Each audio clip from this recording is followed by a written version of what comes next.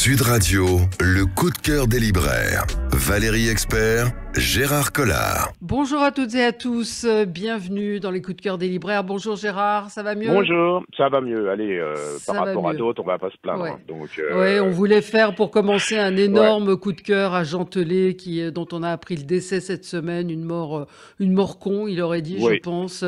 Immense écrivain et un homme charmant que vous aviez reçu plusieurs fois au salon de Saint-Maur en poche. Ça fait partie de ces gens qui étaient à la fois discrets, qui avaient du talent, qui avaient de l'humour, du recul, c'est quand même dans notre milieu quand même relativement rare, hein, on peut le dire, et puis qui avaient une espèce de façon de d'écrire. Il y en a qui disent un peu punk, mais c'est vrai, qui est un peu différent des autres, qui désacralisait les mythes un peu comme le Montespan, la femme de le mari de la Montespan, formidable. Ou la boutique des suicides, qui était une pure merveille aussi. Et là, c'est vraiment, bon, là, il y a pas de mort injuste, mais là, c'est vraiment une connerie, quoi. Ouais. C'est vraiment insupportable. Quoi. Et relisez tous ces livres parce que c'est truculent, c'est documenté. Il avait un vrai talent d'écrivain. Il avait commencé par la bande dessinée. On l'avait connu à la télévision avec Bernard Rapp, dans Nulle part ailleurs. Absolument. Et vraiment, c'est quelqu'un qu'on aimait infiniment au-delà de ses livres, mais ses livres méritent d'être évidemment lus et c'est voilà. Et en plus c'est des livres, quand on les lit, on sait que c'est de lui, alors qu'il y a tellement d'écrivains maintenant, vous ne savez pas qui les a écrits, tellement ils se ressemblent et tellement la façon de raconter les choses, les sujets sont insipides et conformistes. Et lui, il y avait sa patte, c'est comme les musiciens, vous savez, il y a la chose qui faisait que. Et puis il y a le côté humain, c'était un être charmant et c'est vraiment c'est une mauvaise. Enfin, je trouve qu'on est dans une époque là, c'est très triste. Ouais, franchement.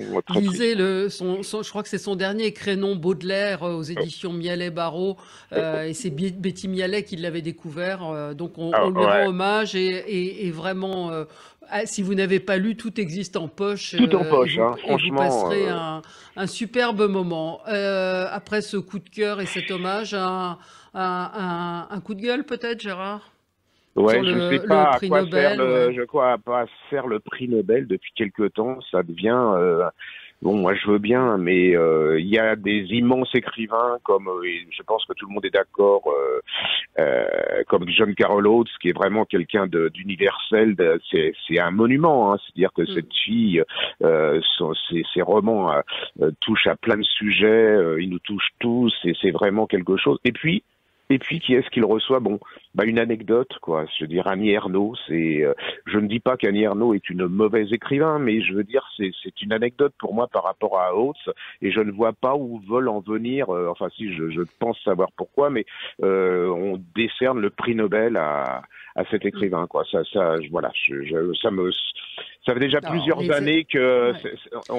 Même Bob Dylan, que j'aime et que j'admire infiniment, est-ce qu'il méritait un prix Nobel? Bon, on va pas s'étendre dessus. Non. Après, il y a ceux qui aiment Annie Ernaux, il y a ceux qui ne l'aiment pas. Les critiques sont parfois assez féroces, mais est-ce que ça méritait le Nobel, quoi? Mais surtout, relisez, le truc, relisez John Carol Oates, elle a fait des sagas absolument incroyables. Blonde, qui est un chef-d'œuvre, vraiment un chef-d'œuvre. Beaucoup mieux que la fiction sur Netflix qui est ratée. C'est une catastrophe. Et là, il y a 2 nouveaux livres que j'ai hâte de lire d'elle. C'est L'Amérique, c'est toujours assez sombre et en même temps extrêmement cruel. C'est un regard et une écriture magnifique sur les États-Unis. Et vraiment, oui, Joyce Carol Oates, allez-y, ne passez pas à côté. Alors, je dis pas que tout est égal, hein. Il y a des, elle a beaucoup produit, mais il y a les grandes sagas comme les Mulvaney, comme Blonde, des choses comme ça. Toutes les sagas, il faut absolument que vous lisiez toutes les sagas de John Carol Oates qui sont en livre de poche, hein. Tout ça, c'est en livre de poche. Ce sont des merveilles universelles et qui décrivent l'Amérique d'une autre manière. Et puis, elle a un style, elle a quelque chose qui fait que, pour moi, ça sera une des grandes écrivains qui restera du XXe siècle. Et du XXe siècle, puisqu'elle est pas morte, hein, quand même. vraiment. Alors, vous avez lu quand même, Gérard, pendant votre convalescence? Alors, j'ai lu sur mon lit de douleur, mais on va parler un peu de livres de poche parce que c'est vrai que les gens en ce moment, c'est un peu compliqué, c'est un peu dur, hein, l'inflation, machin. Je veux pas tomber dans la démagogie, mais juste faire une remarque, il y a certains éditeurs qui ont quand même augmenté des choses qui sont des séries, je ne nommerai pas le titre, qui se vendent qui se vendent par milliers et qui augmentent quand même ces choses de 59 centimes d'euros. Je sais pas si vous imaginez, 59 centimes d'euros. Alors je veux bien que le papier, l'Ukraine, mais là il y a un moment, ils vont se tirer une balle dans le pied. Hein. Ouais, je trouve qu'il faut, il faut raison garder, comme dirait l'autre. Donc on va sur ce petit aparté qui commence à m'énerver beaucoup, et qui met en danger quand même pas mal de choses. Alors je ne dis pas que le prix du papier n'est pas augmenté, mais sur 59 centimes euros sur une série comme Adèle, qui se vend par milliers et milliers, je crois qu'on peut faire un effort quand même, en plus pour les enfants. Bon, vous l'avez dit Je l'ai dit, ça, voilà. Voilà. Donc et les livres de poche, parce que la littérature, c'est pas superflu, et c'est vrai que c'est 6-7 euros un livre de poche et que vous passez un super moment. Donc, alors allez-y, un livre de poche, il y a pas mal de choses formidables. Et en plus, si vous aimez pas les écrivains conformistes, neuneux, comme on en a plein maintenant, vous savez, on dirait des papiers, des trucs conformes et tout. On a une fille qu'on adore, nous, c'est Isabelle Duquesnoy, qui a écrit L'Embaumeur. Et oui, et ça vient de paraître, la Pacline, qui est l'histoire de cet horrible. Alors, L'Embaumeur, c'était l'histoire de Victor Renard. C'est l'histoire du type qui a pillé la basilique Saint-Denis, qui a utilisé le sang des rois pour faire des pigments qui, en plus, c'est tiré un peu d'une histoire vraie. Hein.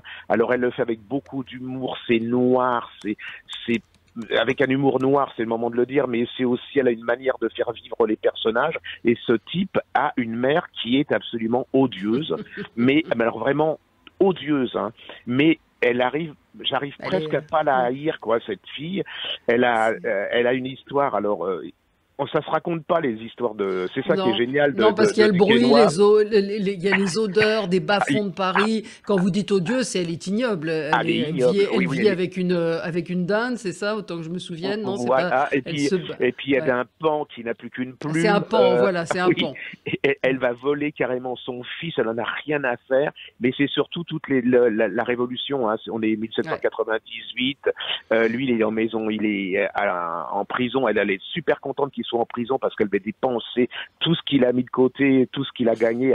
Elle est géniale. Ne passez pas à côté de cette femme. Elle a un style. Elle a un côté. Vous savez, elle ressemble un peu, par le style original avec Nadine Monfils. C'est ces femmes qui nous surprennent, alors on aime ou on n'aime pas, mais moi j'adore être surpris, j'adore me dire, c'est pareil. Hein, c'est comme Jean Telet, une fois qu'on lit Isabelle Duquesnoy, on sait que c'est Isabelle Duquesnoy, quoi. Il faut absolument la lire. Alors là, vous avez pour très très peu, c'est très peu cher, 8,90 et 8,50. Là, vous en avez pour c'est 700 ou 800 pages de bonheur, quoi. C'est la Pacline ou les mémoires d'une mère monstrueuse, parce que vous dites odieuse, elle est plus monstrueuse. Ouais, elle est monstrueuse, mais bon, mais on l'aime bien quand même parce qu'elle est, Ça me fait penser un peu. Oui, allez-y. Ça me fait penser un peu dans les tontons flingueurs, vous savez, ces types absolument odieux, et puis tout compte fait, ils arrivent à nous être sympathiques. Donc allez-y, ça vaut effectivement 8 euros, et vous passerez un super moment, et vous pouvez lire L'Embaumeur aussi, qui existe en collection de poche. Vous évoquiez les livres neuneux.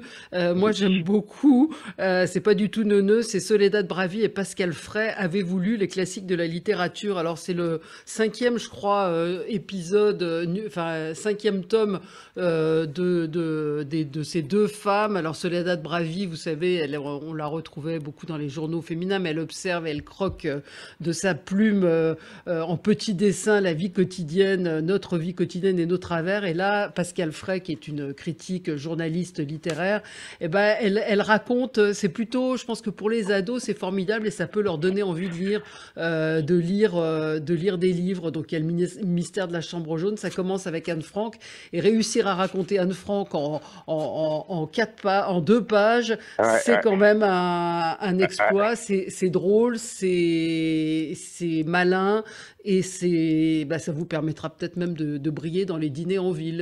Et ça fait partie de ces livres dont on a besoin parce que notre culture générale et littéraire s'effrite tellement que voilà, ça vous permet d'aller un peu plus loin. Ça vous donnera envie de lire certains de ces livres-là. Avez-vous lu les classiques de la littérature? C'est chez Rue de Sèvres, Soledad Bravi, Pascal Fray. Moi, j'adore. Allez, on marque une pause et on se retrouve avec quelqu'un que vous aimez beaucoup, Gérard, qui est Sébastien Spitzer. On va parler de La Revanche des orages et il va nous donner, lui, son coup de cœur. À tout de suite. Sud Radio, le coup de cœur des libraires. Valérie Expert, Gérard Collard. Le coup de cœur des libraires ou les coups de cœur du libraire, Gérard Collard, avec vous comme tous les dimanches. Et comme vous le savez, chaque semaine, nous donnons la parole à un auteur ou à un libraire pour qu'il nous partage ses coups de cœur, son coup de cœur. Aujourd'hui, c'est Sébastien Spitzer. Bonjour. Merci d'être avec nous. Vous avez publié La Revanche des orages. Gérard, depuis 15 jours, nous parle de votre livre. Peut-être avec ce bouquin. Voilà. Non, mais c'est vrai que c'est un livre formidable qui est paru chez Albin Michel. Gérard, je vous laisse faire le pitch et raconter pourquoi ce livre vous a plu. Ben moi, ça m'a plu parce que c'est l'image de l'anti-héros. Vous savez, il y a une histoire officielle. Alors vous avez ces gens qui sont tombés, qui ont largué la bombe sur Hiroshima, qui a permis de sauver des milliers de soldats américains. Ils reviennent, ils sont adulés et tout. Et puis voilà, ça c'est l'image officielle. Et puis lui, il nous fait découvrir l'anti-héros, hein, c'est-à-dire cet homme qui commence dès le départ à douter, et c'est sa chute psychologique et tout. Et c'est fait tout en subtilité, en finesse. C'est vraiment, il a un style qui fait que vous rentrez complètement dans l'intimité de cet homme et de la situation aussi de l'époque. Et j'ai adoré. Et alors, César, il a un problème, cet écrivain a un problème qui est, à mon avis, imparable à notre époque, c'est qu'il est discret et pudique. Donc là, c'est un truc qui, voilà, si vous faites pas le boss, si vous mettez pas des plumes où vous voulez, si vous dites pas du mal de tout, vous êtes absolument fichu. Et cet homme est un des meilleurs écrivains français contemporains. Voilà, je peux pas en faire plus. Voilà, c'est bien de se faire panthéoniser de son vivant, Sébastien Spitzer. C'est très intimidant. Merci d'être avec nous. C'est vrai que moi je l'ai lu et c'est formidable parce que c'était un point de vue différent, comme le disait Gérard, de celui qu'on peut avoir et de se mettre à la place de celui qui a bombardé Hiroshima, de savoir ce qui a pu se passer, d'imaginer ce qui aurait pu se passer dans la tête de cet homme est absolument formidable. Ça s'appelle La Revanche des orages, Sébastien Spitzer, c'est chez Albin Michel. Alors vous, Sébastien Spitzer, est-ce que vous lisez? Qu'est-ce que vous lisez? Qu'est-ce que vous avez envie de nous recommander surtout? Alors oui, je lis beaucoup, évidemment, puisqu'on ne peut pas écrire sans lire et se nourrir des autres. Et puis, comme c'est toujours un voyage immobile, il faut bien aller chercher comme on peut avec les armes dont on dispose, c'est-à-dire les mots et les phrases écrites par d'autres. Donc je lis tout le temps, je lis beaucoup. Mais vous m'avez demandé un livre que je porte au sommet, au pinacle, c'est L'homme qui rit de Victor Hugo. Oui. Je suis fou de ce roman qui est un roman philosophique. Chaque phrase est pesée, chaque mot veut dire quelque chose. C'est un roman profond, burlesque, tragique, pétri d'humanité, qui mêle l'histoire d'Ursus. Ursus, c'est ce vieux bonhomme qui trimballe sa carriole, qui va de cirque en cirque dans cette Angleterre passée. On est au XVIIIe siècle. Et cet enfant Gwynplaine, qui a eu le visage ravagé par ceux qui l'ont enlevé. Gwynplaine, c'est l'enfant c'est l'homme qui rit malgré lui, c'est-à-dire qu'on l'a enlevé et ceux qui l'ont enlevé lui ont tranché le visage, des coins de la bouche jusqu'aux oreilles. Donc il rit malgré lui. Et c'est ce destin extraordinaire qu'on suit de page en page et avec cette adresse à la Chambre des Lords finale qui est l'apothéose. Et c'est ce qui a, alors c'est pour l'anecdote, c'est ce qui a inspiré le Joker pour essayer de visualiser ce qui a pu représenter l'homme qui rit. Comment se le représenter? Mais complètement. Dans les années 1920, Paul Leni a fait un film qui s'intitulait The Man Who Loves, l'homme qui rit, inspiré de Victor Hugo, mais c'était un film muet. Il fallait le faire quand même, un film muet pour raconter un roman de Hugo, pour adapter un roman de Hugo. Et dans ce film, il y a la figure de Gwynplaine. Et dans la salle, il y a un petit garçon qui s'appelle Bill Finger, qui a 15 ans et qui voit ce personnage fascinant avec avec ce sourire permanent. Et Bill Finger était un copain du créateur de Batman. Mais le créateur de Batman cherchait un antagoniste pour son personnage de Batman. Et Bill Finger lui dit, tiens, regarde la photo de cet acteur, Conrad Veidt, regarde-le, c'est lui. Et évidemment, ça donnait Joker. Et Joker, aujourd'hui, c'est tout, ça restera toujours l'homme qui rit malgré lui. Mais il faut dire aussi que Victor Hugo est un écrivain accessible, il a une langue magnifique et c'est vrai que ça rappelle des souvenirs d'école peut-être où on était trop jeune quand on a voulu nous faire lire Victor Hugo et qu'il faut oser ouvrir. Ça existe, on parlait tout à l'heure des livres de poche avec Gérard, ça existe en collection de poche et c'est cette écriture foisonnante de Victor Hugo qu'on peut redécouvrir. Voilà. Mais écoutez, je vous remercie beaucoup d'avoir été avec nous, Sébastien Spitzer, et puis votre livre, La Revanche des Orages. Allez-y, parce que c'est vraiment, voilà. Allez-y, quoi. Merci à vous, et on attend le prochain. Merci.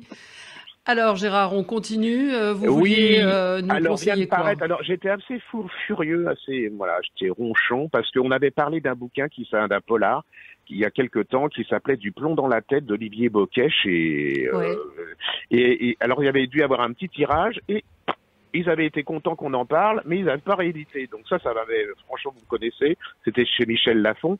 Et là ça vient de paraître chez Pocket. Ça s'appelle Du plomb dans la tête d'Olivier Bocquech. Et là, je crois que c'est un des polars, Dieu sait si j'en ai lu, des horribles, des monstrueux et tout, qui m'a pris la tête et oui, alors ça fait déjà longtemps que j'ai lu ça, et les premières pages, je crois que je m'en souviendrai toute ma vie, et j'ai souffert, mais j'en ai des douleurs avec le personnage central, c'est-à-dire que c'est un homme, il est enlevé en pleine forêt, il se retrouve en forêt de Fontainebleau dans un hangar, et là, qu'est-ce qu'on va faire? On va lui mettre du plomb dans les yeux.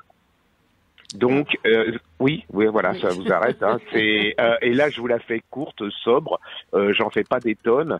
Vous êtes là, moi j'ai été tétanisé par cette scène. Et alors je vais pas vous spoiler comme on dit dans les milieux. Arrive un couple d'enquêteurs. Alors le couple d'enquêteurs, il est aussi assez un peu particulier. C'est une stagiaire. L'inspecteur, il est assez bizarre aussi. Et il va commencer sur toute Paris une suite de crimes avec un serial killer, un tueur en série, et va commencer une enquête absolument incroyable. Et cet homme qui veut se venger, parce que on le comprend, il va survivre. Et c'est vraiment d'une intensité, d'une densité, d'une force. J'ai rarement vu ça dans un roman policier. Et j'en ai encore la chair de poule. Je vous le dis. Là, rien que de penser les premières. Alors, si vous êtes un peu dépressif, que vous avez une conjonctivite, ou que en ce moment vous avez fait 4 heures pour avoir de l'essence et que vous êtes arrivé le dernier quand la pompe ferme, ou que vous venez d'apprendre que les coquillettes ont augmenté de 30% et que là c'est un drame, ne lisez pas ce livre. Mais si vous êtes en pleine forme et que vous voulez vous faire peur, vous faire mal, que vous en prendre plein la tête, lisez ça, Du plomb dans la tête d'Olivier Bocquech chez Pocket.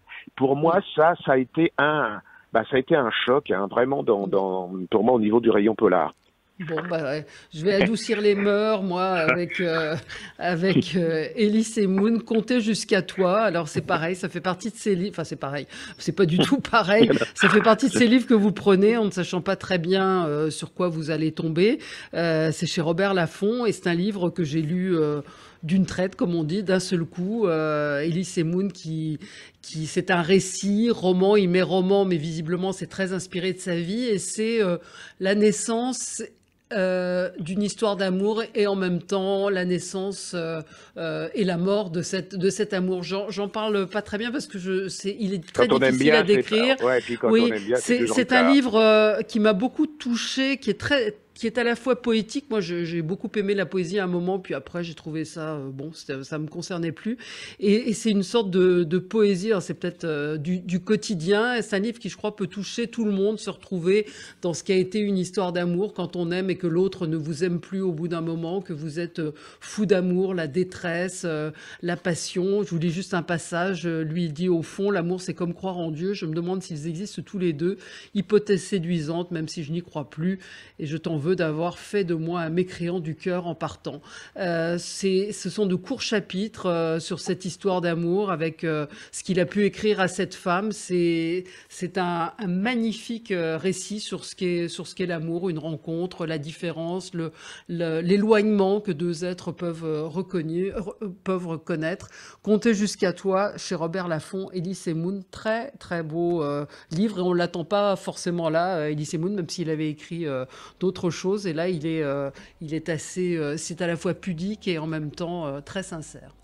Autre chose, Gérard ? Ah oui, alors on passe complètement à autre chose, pas par rapport à vous, mais moi à mon précédent, c'est le dernier livre de François Chaigne qui s'appelle Une longue route pour m'unir au chant français chez Albin Michel. Alors là, il y a des gens que j'aimerais trucider, il y a des moments, mais franchement, mettre au pilori, l'empêcher d'écrire, parce que quand vous lisez la couverture derrière, je vais vous lire, c'est vite fait, la lumière singulière qui émane de ce récit est celle d'une symbiose qui unit la voix du Tao et des voix orphiques et christiques, orientant sans cesse le poète vers l'authentique universel. Alors moi, vous me lisez, je lis ça, qu'est-ce que je fais ? Je suis lecteur, je me tire à moins d'être maso. Bon, alors, certains vont dire que je suis mononeurone, alors que c'est une merveille, ce bouquin. En fait, c'est l'histoire de Chaigne, qui est qui est de l'Académie française, qui a un style, qui est 93 ans, je crois. Qui est un poète, et qui va vous raconter comment de la Chine, enfin de la guerre, c'est la guerre en Chine, il s'en va, il est forcé de s'exiler, il va arriver en France, et il va vous raconter comment il va revivre, il va prendre possession de la langue française et de la poésie. Alors, vous me connaissez, mon côté poète, qui est légendaire quand même. C'est absolument magnifique, et que je trouve qu'en ces périodes où les gens se cherchent en se disant qu'est-ce que c'est que d'être français et tout, là on voit l'importance de la langue. Et c'est absolument d'une beauté, puis ça se lit, mais c'est vraiment très facile, ne passez pas à côté. Redites le titre. Ça s'appelle Une longue route chez Albin Michel de François Chaigne. Moi, j'ai été ébloui par touché, ébloui. Et puis, je trouve que ça a certaines réponses à nos questions actuelles où souvent c'est des banalités, la démagogie qui règne. Voilà. Ne lisez pas la quatrième de couverture. Merci beaucoup, Gérard. On se retrouve la semaine prochaine. Et très bonne semaine à tous. Et achetez des livres, ça fait du bien. À la semaine prochaine. Sud Radio, le coup de cœur des libraires. Valérie Expert, Gérard Collard.